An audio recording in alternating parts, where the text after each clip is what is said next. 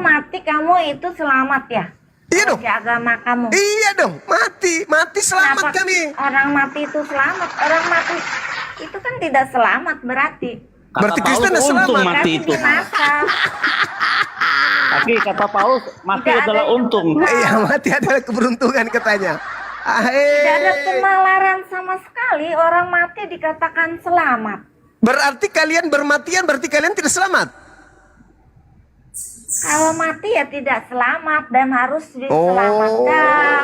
Berarti Kristen mati Harus tidak selamat. diselamatkan Berbeda dengan melalui kami. Yesus. Itu baru Kami ada diperintahkan jangan kau mati kalian selain dalam keadaan saya selamat. bilang kalian Inna wa selamat. antum muslimun.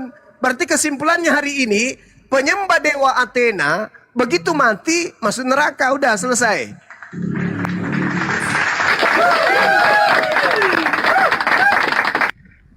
Kalian itu ya tidak bernawar. Orang mati kok selamat.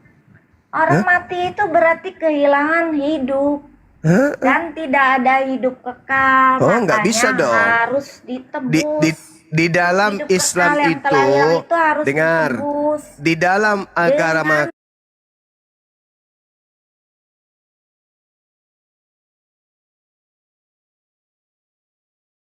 Yang itu harus dengar. ditebus. Di dalam agama umat Islam mati itu jangan kau pikir mati. Sebenarnya mereka itu tidak mati. Mereka hidup dan mereka mendapatkan rezeki di sisi Tuhannya. Itu dalam agama kami. Kami tidak mati. Kami tetap hidup. Rezeki apa? Rezeki apa yang kau dapat? Lah, itu masih di alam gaib. Kita nggak bisa menjelaskan di sini rezeki apa. Yang pasti dalam Islam, orang yang mati dalam Islam itu jangan kau pikir mereka mati. Wala tahsabanna alladziina qutilu fi sabilillahi amwata bal ahya'u inda rabbihim yurzaqun. Jangan sekali-kali kamu berpikir bahwa orang-orang Islam yang mati di jalan Allah itu mati. Sebenarnya mereka tidak mati, mereka hidup. Mereka hidup dan mendapatkan kemudian rezeki di sisi Tuhannya. Itu dalil di kitab kami. Sedangkan di kitabmu, orang Kristen mati di dalam dosa karena dosa. Kemudian kamu akan dibangkitkan. Oh iya, jelas dong. Betul. Siapa yang membangkitkan kalian? Iya, pencipta langit dan bumi, siapa lagi? Betul. Mulai dari Adam sampai yang terakhir akan dibangkitkan nanti ya. Iya, semuanya akan dibangkitkan. Semua akan dibangkitkan.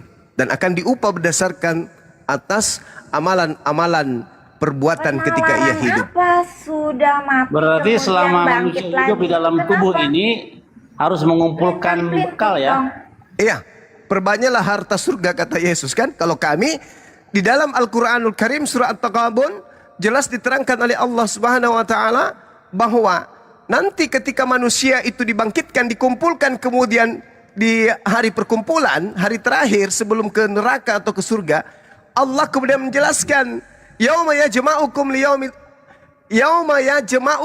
liyaumil jam'i, dzalika yaumut taghabun.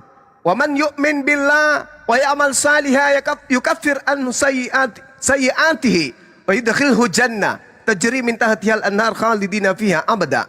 Zalikal fawzul azim. Ingatlah hari ketika Allah mengumpulkan kamu pada hari perhimpunan, yaitu hari kiamat. Itulah hari pengungkapan kesalahan. Siapa yang beriman kepada Allah, mengerjakan amalan-amalan kebaikan, kebajikan, niscaya Allah akan menghapus dosa-dosanya dan memasukkannya ke dalam surga. Mereka kekal di dalamnya selama-lamanya. Itulah Ajaran kemenangan kau itu yang tidak agung. ada penalarannya, kehilangan. Itu di Islam. Tidak ada penalarannya. Jadi gini ya. berbuat baik, Manusia itu tidak dikutuk mati. pahala, kemudian beramal hidup soleh, lagi, tidak ada pahala, memberikan infak, pahala, sedekah, pahala. Sesuai dengan kaidah-kaidah yang diajarkan oleh agama, yang difirmankan oleh Tuhan melalui para nabi. Itu kami lakukan. Itulah yang kemudian menjadi alasan pencipta langit dan bumi menghapuskan dosa-dosa kami, lalu memasukkan kami ke dalam surga. Memang gak bisa membayar kemudian setumpuk atau sampai ke langit amalan-amalan kita. Itu tidak akan mampu membuat kita masuk ke surga, nggak mungkin. Surga itu terlalu mahal. Amalan kita tidak akan pernah bisa membayar surga. Tetapi Tapi ketundukan kita kepada aturan Tuhan menyebabkan Tuhan ridho, kita masuk ke dalam surga. Berarti bukan kita masuk surga oleh karena perbuatan kita, tapi oleh karena kasih Benar sekali, betul sekali. Oke. Karena Bukan, pahala kita tidak bisa membeli surga nggak ya. bisa, nggak bisa, nggak bisa membeli surga pahala itu, nggak bisa, nggak bisa, nggak bisa. Tapi ridho Allah terhadap hambanya yang mentaati perintah-perintahnya dan menjauhi larangannya, itulah yang menyebabkan manusia kemudian dimasukkan ke dalam surga. Tapi kalau amalannya, oh nggak bisa. Amalan apa yang bisa membuat kita masuk surga? Nggak ada, nggak ada. Karena surga itu terlalu hebat. Surga itu tempat kenikmatan yang begitu istimewa, nggak bisa pernah terbayang oleh benak kita. Sementara kita apa yang kita lakukan? Hanya sujud, hanya berimpak, bersedekah. Semua amalan-amalan yang pernah kita lakukan di atas muka bumi ini dikumpul, tidak akan pernah mampu membayar kemudian satu biji mata yang Tuhan berikan kepada kita. Ini biji mata ini, diam dulu. Biji mata ini ditukar dengan seluruh amalan-amalan kita, itu tidak akan pernah bisa terganti. Baru satu biji mata loh. Belum lidah, belum mulut, belum gigi, belum yang lain. Lalu bagaimana mungkin kita bermimpi masuk ke surga karena amalan? Akhi, ada ayatnya nggak itu yang tadi Akhi bilang bahwa perbuatan itu nggak cukup untuk membeli surga, untuk mendapatkan surga. Nah, di dalam Al-Quranul Karim diterangkan kebenaran itu semuanya datang dari Allah. Barang siapa yang beriman, silakan beriman. Itu ayat berapa itu, Adinda Alif? Lupa saya. Al-Kahfi 29. 29, Masya Allah. Itu jelas itu, akhi. Jadi Allah menorehkan semua kebenaran. Silakan.